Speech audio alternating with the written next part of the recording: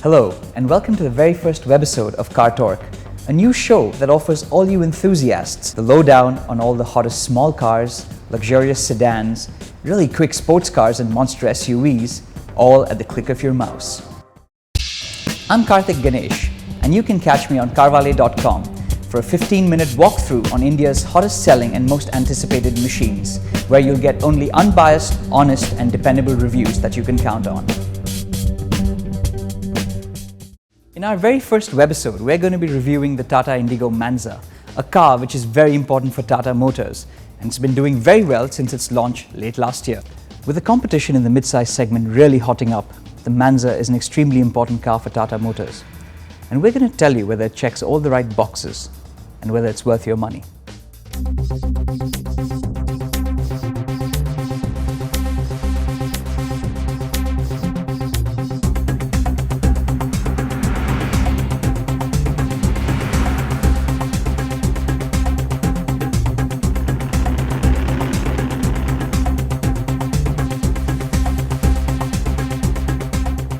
The Tata Indigo Manza is a large mid-size sedan which is based on its younger hatchback sibling, the Tata Indica Vista.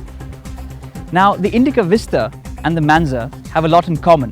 The Manza not only shares the Vista's powertrain, but it also shares a few other bits and pieces. However, Tata have ensured that this time around, the Manza looks nothing like the younger hatchback sibling, the Vista. The Manza is one of those cars that you'd really buy if you preferred function over form. Now, the reason we're saying this is because the boot design is really a matter of personal taste. Now, the boot is massive, make no mistake. It's one of those boots that you could really pack your golfing bags into, a foldable bicycle, lots of bags for those airport trips and those weekend getaways.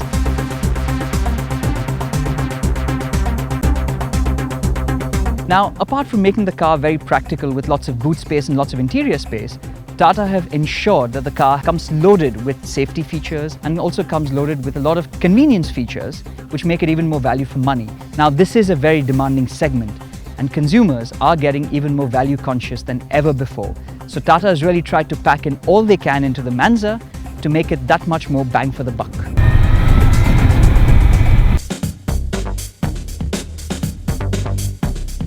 The Manza looks a lot more luxurious and upmarket thanks to a few little touches. Take for example the chrome line trim on the front of the bumpers and of course the side waistline molding which also has chrome inserts. It's also got these lovely 3-barrel lights which flank a large, very prominent Tata grille now.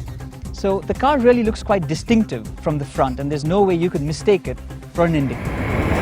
Now the Manza has a very similar side profile till the B pillar of that of the Indica Vista. However, from here to the C pillar is where things change because this is of course a sedan.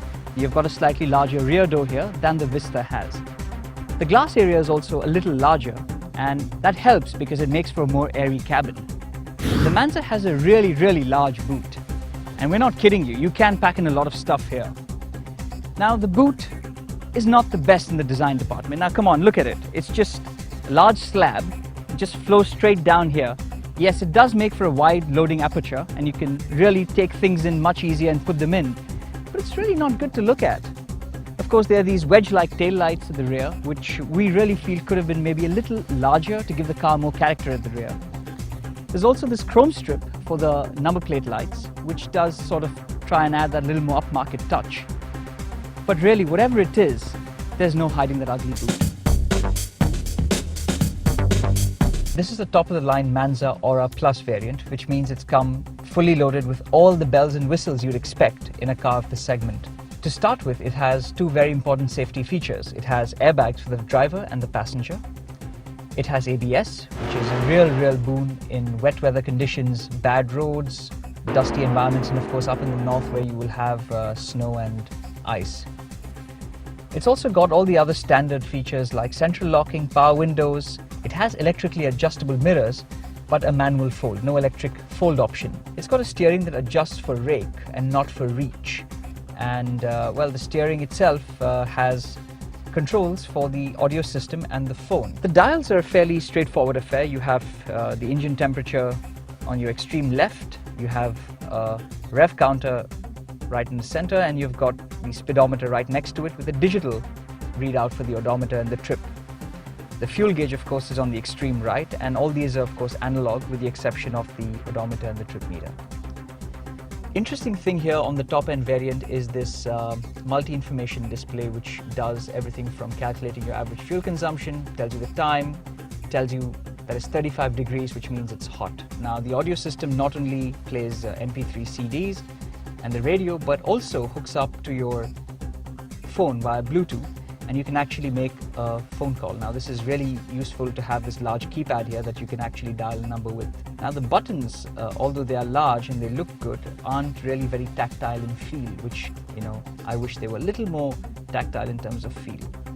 Coming down to the gear knob, well, it is sort of pseudo leather wrapped with all the stitching, but, well, to be honest with you, the stitching does sort of really get in the way of a really comfortable feel and hold.